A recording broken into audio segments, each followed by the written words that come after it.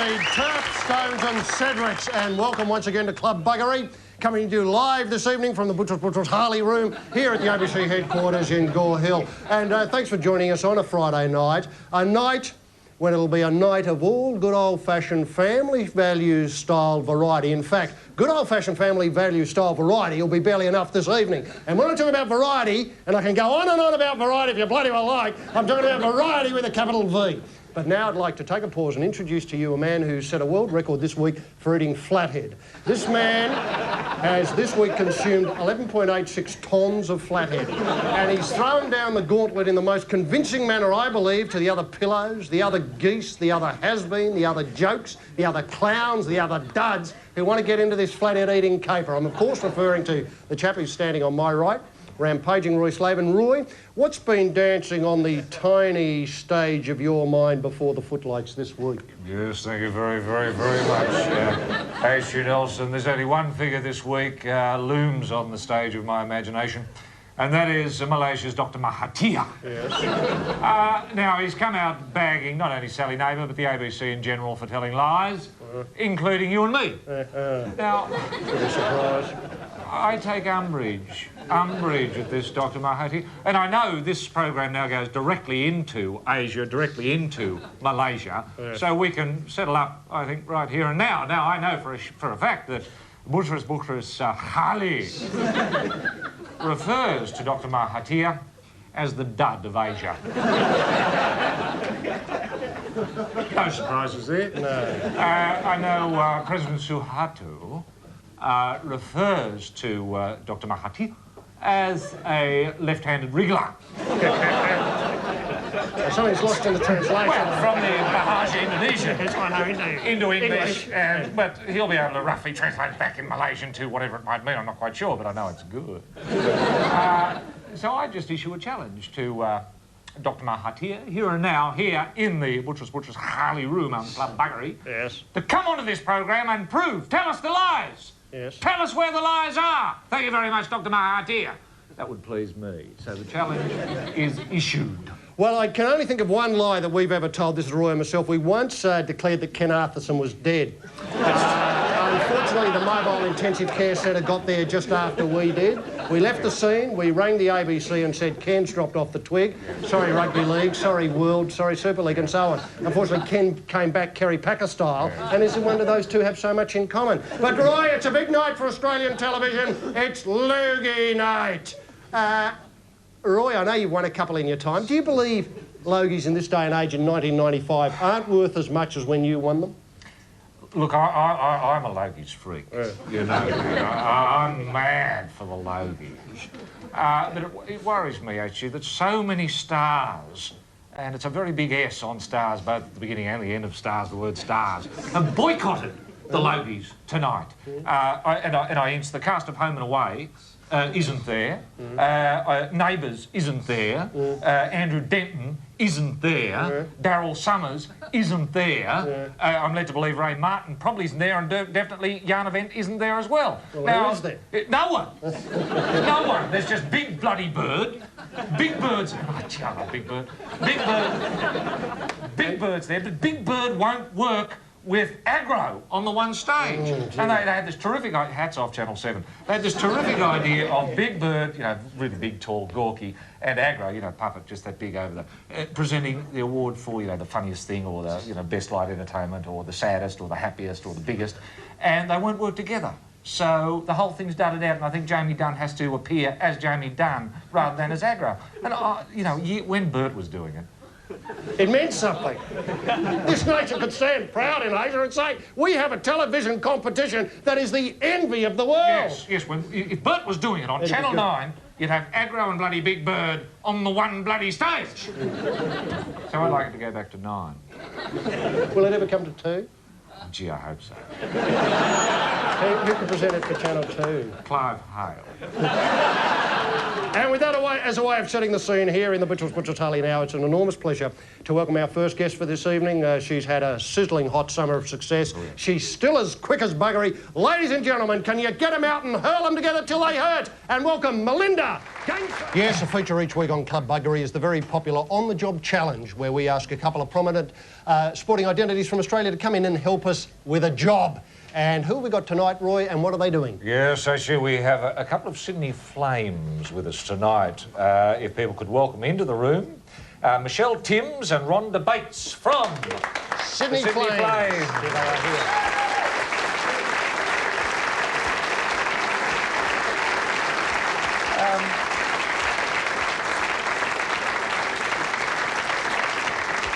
Michelle, you're a three-point specialist. Is that right? What's a three-point specialist? Does that mean if ever there's a three-pointer needed, you're the one to achieve it? I have been called a three-point specialist, but I don't call myself a three-point specialist. Right. Do you call yourself an occasional three-point specialist? Yes, very much so. An occasional. When I'm hot, I'm hot. When I'm not, yes. I'm not. Now, your role is one what would be loosely described as offence. Ooh. Is that right? No. No, what's your defence? Oh, no, a bit of both, actually. Point guards, we have to be all-rounders. All-rounders, yeah. Yeah. Rhonda, are you more defence than offence?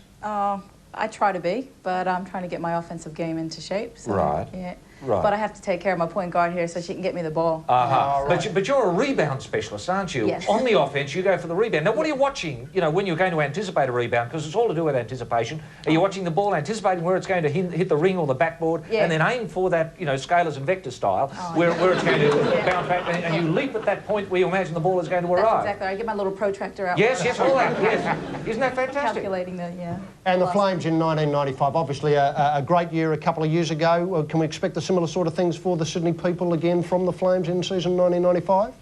Oh, well, we're hoping for a big one. Yes. We've got a pretty good team lined up, but so have a couple of the other cities, like Adelaide Lightning and Melbourne Tigers. They're looking pretty formidable. Yes. Can I just say, too, that why the terms, and I used them myself a moment ago, offence and defence?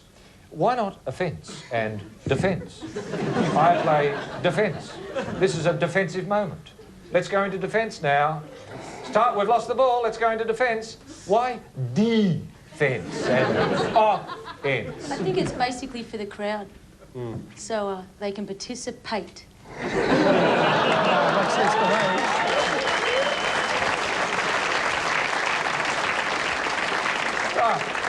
Fair enough, well called. Now,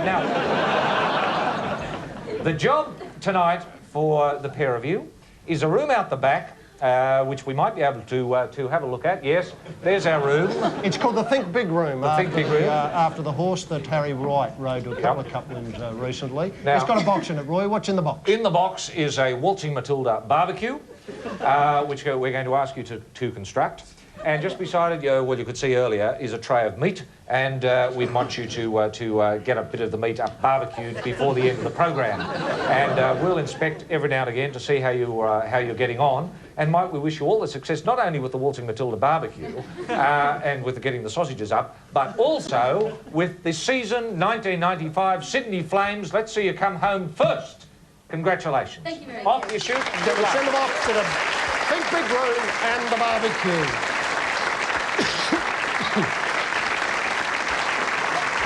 And now on Club Buggery, it's time to go over and have a look at some extraordinary people doing bloody ordinary things. Yes, you've guessed it. It's time to go over and have a cup of tea at Ian's. This Sporting Life presents Ian, with Paul Suranen as Ian, Lisa Forrest as Susan, Cole Joy as Ian's dad, Greg Matthews as Ian's friend Cole, Annette Chanoir as Susan's friend Deirdre, Ted Mulry as Bob the neighbour, and introducing Warren Boland as Cole's mate Pete. Oh, Ian, don't worry. Just relax. Be yourself. I love you at Channel 9. You look great, Ian. When you get into the interview, just think of pulling in a big flathead. Simple as that. Yeah, that's bloody fabulous advice, Bob. How many interviews for TV jobs have you done? Well, none, but I pulled in a lot of fish, Pops, and you know it. Can't argue with that, Pops. After all, you've eaten a lot of it. I bloody hate stinking bloody fish. Look, settle down, everyone. This isn't helping Ian. Sorry. Hey, well, maybe Ian could start practicing interviewing with Pete about this French stuff. Yeah, why bloody not? Sounds good. What about it, Pete? Yeah, okay. I don't know. Yeah. Come on, you come and sit over here next to Ian, Pete. Well, off you go, young Ian. Go on, Ian. You look great, Ian. Okay. Thanks, Ray. Hello, everyone. I'm Ian, and this is Pete. Hello, Pete. Hi. So what do you do, Pete? French polish. Great. Yeah. Is it hard? Oh, can be. Well, why's it called French polish? Oh, I don't know. You got him there, Ian. Bloody stumped him. Well done, Ian. Yeah, how good is that?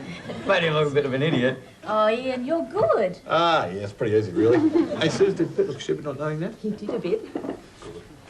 You should have known that, Pete. Didn't think he'd ask that. You embarrass me, man. I don't like that. Pete, you must be a bloody imbecile. A fly-blown bowl of frosty sea lice. Dad? Pops, what is it with this weird language all the time? It's wearing a bit thin. Oh, Susan, do me a favour. Go and find the smallest room in the house and bury some frogs. Well, we're off. Good luck, Ian. We're going to get going too. Good luck, fathead.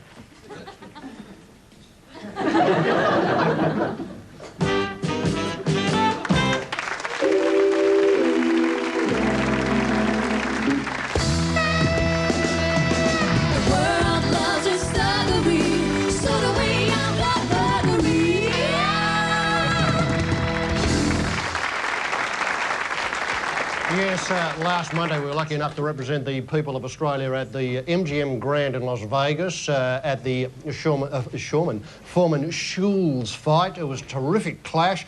We saw a classic contest where age and experience was versus youth and enthusiasm, and age and experience came out on top. It was a very, very exciting night, and Roy, I know you were there, I was there, the world was there, and what did you make of the fight, and what did you make of the decision in the end that George Foreman came out on top, largely through persistence?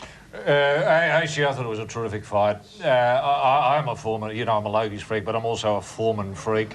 What George has, and the greats, all the greats have it, and I guess you'd look at, say, Colin Peterson, you'd look at Nestor Giovannini, you'd look at Aussie Joe Bugner, and even Joe Bugner before he was Aussie Joe Bugner in his earlier incarnation. You'd look at Jeff Fennick, you'd look at the weeby boy that Jeff Fennick's just taken over from Thailand. Terrific bloke. What they have is ring craft. And ring craft, as nearly as I can tell, is knowing where the ring is and knowing where you are in the ring. So that at any point in time you could stop George and say, George, where are you? And he'd say, well, I'm here in the ring. He knows exactly where he is. Not only that, he's still got the speed, he's still got the reflexes. Sure, he's old, he's big, he suffers from feedback and he's fat. But he's a terrific bloke. He's got the right, you know, he twists the hand as it hits. You know, it's not good enough just to go in with the shoulder and boom into someone like that. You've got to twist the hand as it goes in. He's got all that. He's got all the skills, and he's an absolute champion. Now, if we could just have a little look. Well, we've got some footage. Have we got some footage? Yes, I shot some Super 8 to bring back. George is in the white pants, and Alex is in the big blackies. Let's go over and have a look at the screen now. Oh, here he is. Oh, yes, they're getting together now. They're separated by pulling apart Arthur there. In they go close. Look at this work. This is magic. Look at the speed. The speed. Look at the science. The science on offer here. Oh, George cops one. It doesn't stop him on. He goes. He's looking so fit. He's as fit as buggery. He's got this German kitty waltzing around the ring on the run. He's going in hard. He's hammering him. He's killing him. He's laying into him. Oh, so many punches. The leather is just flying. It was a magic night just as well I was sitting down. Otherwise, I would have been standing up. Oh, Roy, it was a beauty. But look, I believe I've had a look at this fight about 40,000 times and scored it with I pencil and can't see it paper. enough. No, it's a beauty. But I believe the German boy was robbed. It was a hometown decision. And I know I'm not the only person in the world to think this. I know, now let me think about this, Gus Mercurio. Gus Mercurio. I know Haystacks Calhoun thinks it. You know, I know there's a couple of other well-respected noises in cinema. Jack Thompson. Jack Thompson, yes, Gold Leggy winner, Hall of Fame. Charles Arthur Tingle. They all think it. And now, Roy, did you think it? Did you think the German kitty was robbed? No, I scored at 85 Foreman, 2 Schulz. I did. It's the hidden work that you get with George. You'll notice. Well, flute work. You've started me on something. I know when we saw it there in close. Yes. You know, George wasn't doing much above Upstairs. decks, but below decks. It was just in that pulverising. clinch. It was just wacko, wacko. Thumpy, thumpy, thumpy. And that can put you off. Schulz wouldn't... Yes, what you mean.